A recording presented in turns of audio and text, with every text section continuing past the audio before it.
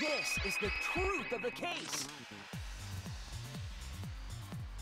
The victim's body was found this morning during Himiko's underwater escape act.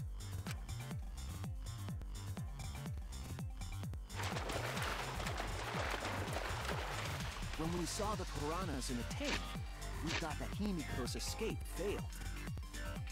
Of course, it was all part of the act. Himiko's escape went perfectly. But when Angie opened the curtain in front of the tank, we saw Ryoma with piranhas swarming around him.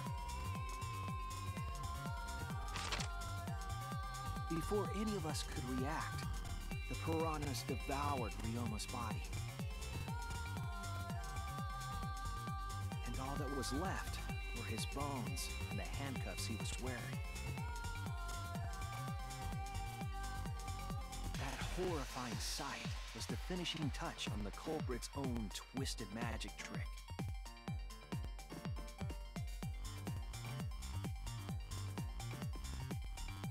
The culprit obfuscated the time and place of the murder, implicating Himiko in the process.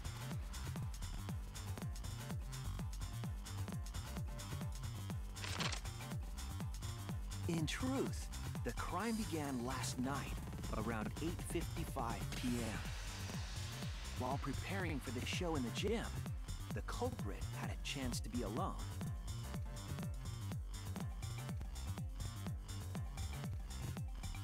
It was then that the culprit used the ladder to reach the piranha tank and removed the glass lid to put inside the tank.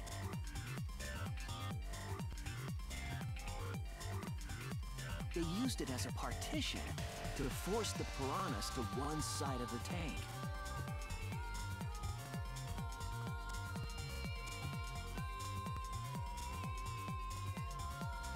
Next, the culprit took the rope from the stage wing in the gym.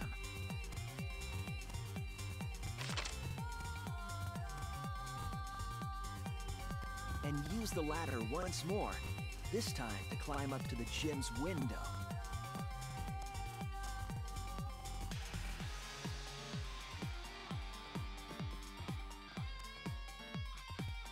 Once there, they opened the window and tied one end of the rope to the window frame. The rope was then thrown out the window toward the pool.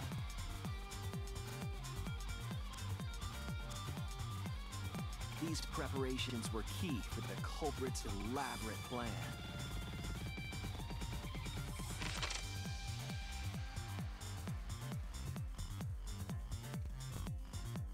At nighttime, past midnight, the culprit asked Ryoma to meet at his lab.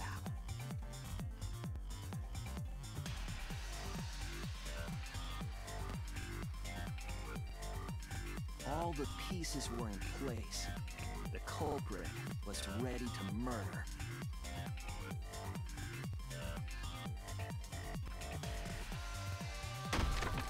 First, the culprit knocked Ryoma out, probably striking him from behind.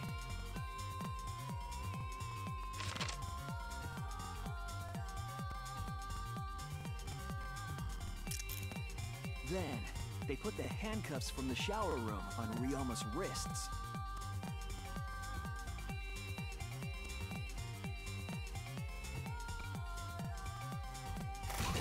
And shoved his head into the sink filled with water.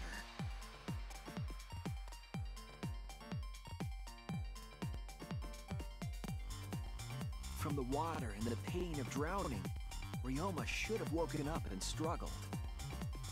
The culprit anticipated his resistance, which is why Ryoma was handcuffed.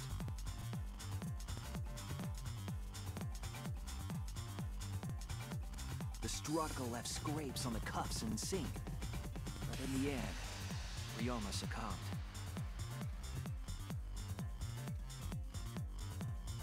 Ryoma was dead, but the culprit's plan had only just begun.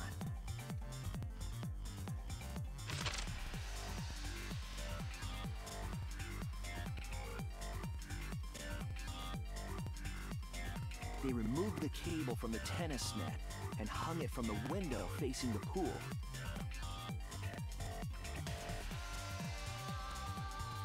And then, at the pool, they connected the wire and the rope from the gym window.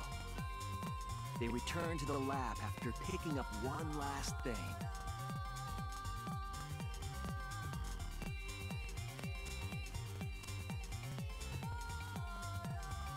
The rubber inner tube that was in the pool's tool shed.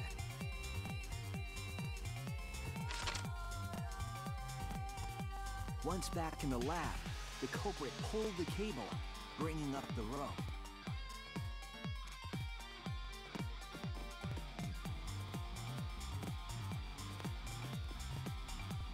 They pulled until the rope was taut, then tied it to the lab's window frame.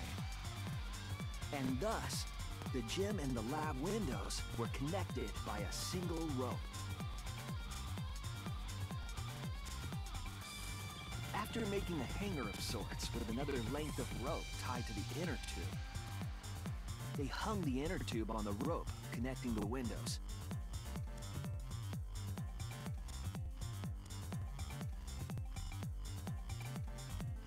That's how the culprit created the ropeway that was used to move the body. An impressive premeditated murder, but the culprit made two crucial mistakes. The culprit got on the inner tube with Ryoma's body and slid toward the gym. With the height difference between the windows, they would have built up quite some speed. To avoid crashing through the window, the culprit used a brake.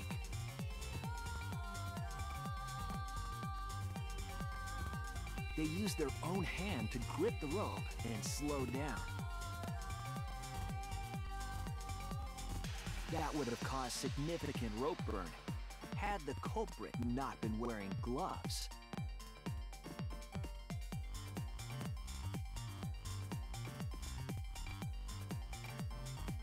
But due to the friction, part of a glove tore off and dropped in the pool.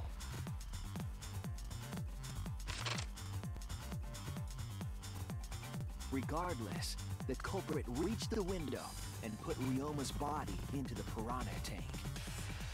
The glass pane not only kept the piranhas and the body separated, it also kept the piranhas so close together, they concealed the body. After that, all the culprit had to do was untie the rope and the inner tube. But that's when they made their second mistake.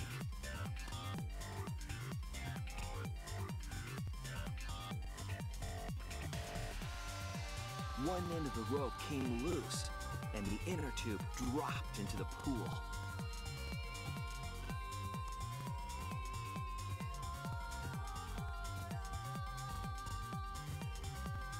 Thus, the culprit was forced to leave two key pieces of evidence: the fabric and the inner tube. They couldn't retrieve the evidence because of the rule against swimming at nighttime.